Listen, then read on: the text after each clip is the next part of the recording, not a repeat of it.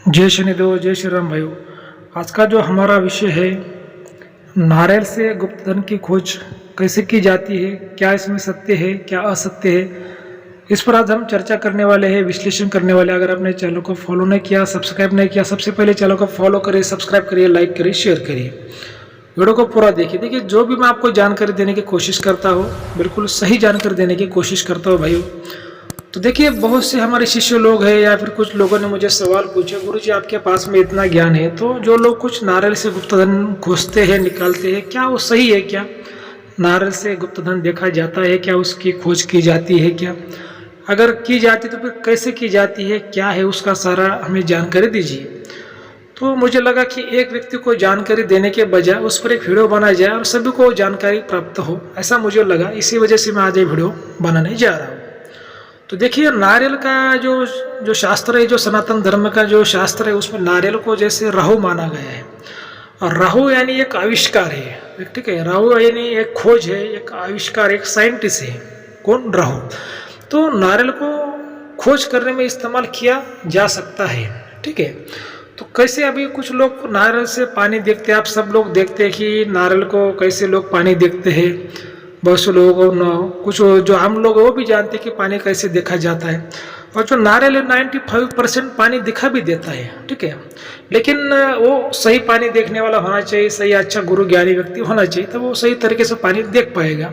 और उसकी भी एक विद्या होती है, इंद्रजाल विद्या में नारियल को पहले सिद्ध करना पड़ता है, और सिद्ध करके ही नारियल से पानी देखा जाता है। कोई आम नारियल से भी देखा जाएगा, लेकिन वो 50-60% सही माना जाएगा। लेकिन जब नारियल आप सिद्ध करोगे और वो व्यक्ति अगर सिद्ध होगा जो पानी देखने वाला है, तो 95% आप सही तरीके से पानी देख पाओगे, ठीक है। और जो धन की बात आती है, तो खोज करना, जो जमीन के अंदर की बात अगर हमको देखते हैं तो उसको खोज करना बोलते हैं। और जो नारियल है उसको राहु बोलते हैं। राहु खोज का कारक है, ठीक है।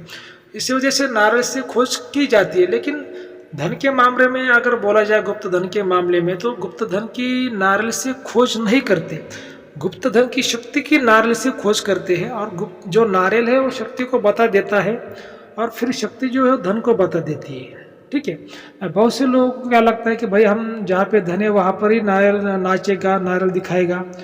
नारियल तो आपको दिखाएगा वहाँ पे धन है, संकेत है, लेकिन जब तक आप उस धन की शक्ति को नहीं जान पाओगे, उसको जब तक नहीं समझ पाओगे, तब तक आपको धन नहीं मिलेगा, ठीक है। ये इम्पोर्टेंट रोल होता है। जैसे मान लो कि भाई कोई घर का ताला खोलना है, तो उसकी चाबी की पहले जरूरत होती है। जब तक चाबी नहीं मिलेगी तब तक ताला कैसे खोलोगे? ये वैसी बात है कि जो नारियल है धन की शक्ति को दिखाता है, मतलब धन को दिखाता है। अभी देखो, बोलने में क्या हो जाता है, जो लोग आसानी भाषा में बोल देते हैं और उसका फिर गलत उपयोग लोग कर लेते हैं, या फिर लोग उस बातों को सही तरीके से नहीं समझ पाते, ठीक है। जैसे पहले लोग आम भाषा में क्या बोलते थे, किसी के बॉडी में अगर माता आती तो बोलते थे भाई हमारे बॉडी में माता आ गई, हमारे बॉडी में आई आ गई, ऐसा लोग बोलते थे, ठीक है। मतलब महाकाली आ गई, कोई माँ दुर्गा आ गई बॉडी में। अब देखो, वो तो ब्रह्मांड की माता, वो किसी एक व्यक्ति के बॉडी में कैसे समा सकती है? अगर समाएगी तो उसकी बॉडी फट जाएगी। तो माता बॉडी में नहीं आती, माता का अंश शक्तियाँ बॉडी में आती है, उसकी योगिनी शक्तियाँ बॉडी में आती है, यक्षणी शक्तियाँ बॉडी में आती है। ये वैसी बात है कि जैसे नारियल से धन देखा जाता है, इसलिए इसका मतलब कि नारियल से मतलब धन नहीं देखते, नारियल से पहले धन की शक्ति देखते हैं, उसके बाद में शक्ति से धन देखते हैं, ठीक है। ये तरीका होता है। लेकिन बोलने में कन्फ्यूजन पैदा होता है, लोग समझ नहीं पाते या फिर समझा नहीं पाते, ऐसा कुछ मिस्टेक हो जाता है, ठीक है। तो नारियल से धन देखा जाता है, और मैंने आपको बताया कि उसका तरीका क्या होता है, ठीक है। और भी आपको मैं आसान भाषा में वो प्रयोग आपको बताता हूँ कि नारियल से वो धन कैसे देखा जाता है। तो पहले तो एक सिद्ध व्यक्ति जिसके पास में इंद्रजाल विद्या है, अघोर विद्या है, उससे एक आपको नारियल सिद्ध करके लाना है, ठीक है। आपको सिद्ध करके और नारियल लाना है, फिर आप प्रयोग घर पर भी कर सकते हैं। तो दो प्रकार होते हैं नारियल से जो धन देखा जाता है। तो पहले प्रकार में तो नारियल उसके हाथों पे एक तो नाचेगा, जहाँ पे धन है वहाँ पे, जिस जमीन में धन है वहाँ पे। नहीं तो फिर जो नारियल होता है उसका जो पानी है, अगर उसमें पानी की जो आवाज़ आती है बजने की, वो बंद हो जाएगी क्या। या फिर सूखा नारियल है जिसमें पानी नहीं है तो वो बजेगा। ऐसा उसका वो प्रयोग का जो रोल होता है कि उससे वो देखा जाता है कि भाई यहाँ पे धन की शक्ति है क्या, धन है क्या।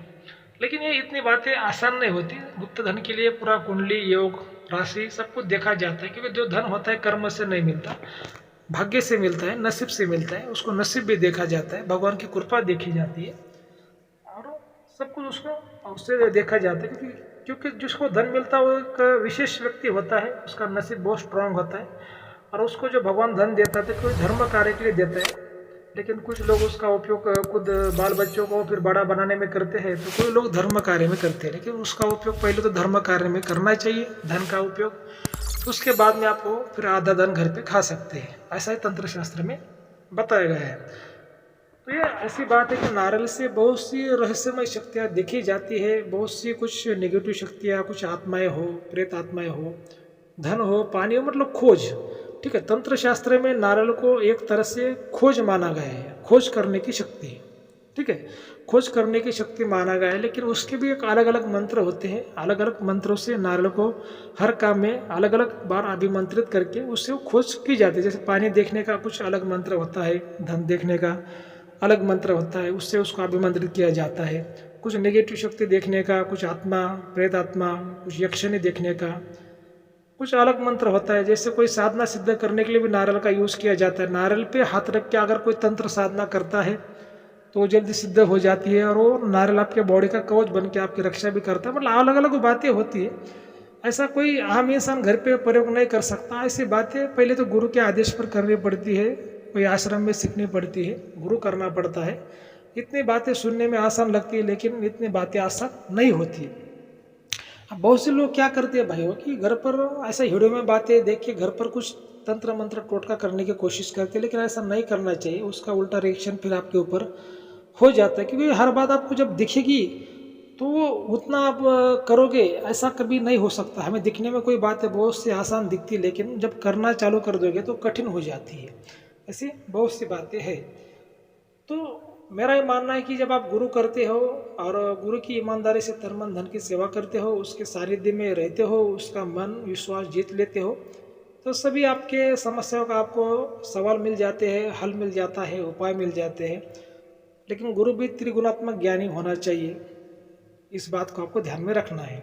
ठीक है, नहीं तो जो गुरु होते हैं उनके पास में एक ही गुण का ज्ञान होता है, दो गुण का ज्ञान नहीं होता, तो आपकी सही तरह से वो मदद नहीं कर पाते। रजोगुण, तमोगुण, सतोगुण, तीनों गुणों का ज्ञान उसके पास में होना चाहिए। तो ठीक है, अगर आपको आज का वीडियो अच्छा लगा तो चैनल को सब्सक्राइब करिए, लाइक करिए, शेयर करिए। जय शनिदेव, जय श्री राम, धन्यवाद।